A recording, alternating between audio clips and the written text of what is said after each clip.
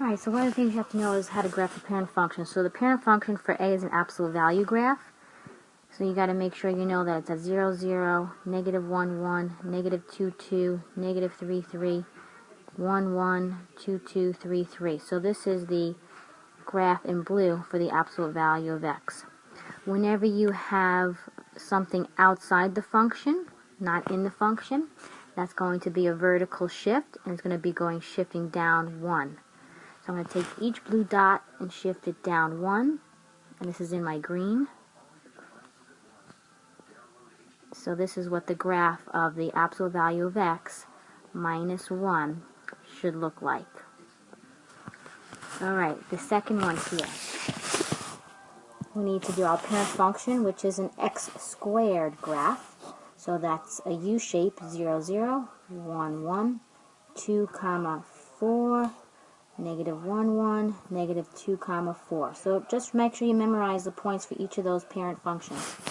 So there's x squared. Okay, now in green, let's do our plus 3. That's in the function. So that means it's a horizontal shift, the opposite of what you think. So instead of going to the right, it's going to go left 3. So I'm going to take each blue dot and go left 3. 1, 2, 3, 1, 2, 3, 1, 2, 3, 1, 2, 3, 1, 2, 3. So here is, in the green, x plus 3 squared. Now in red, I'm going to do this one here. It's a vertical shift going down 2 units now.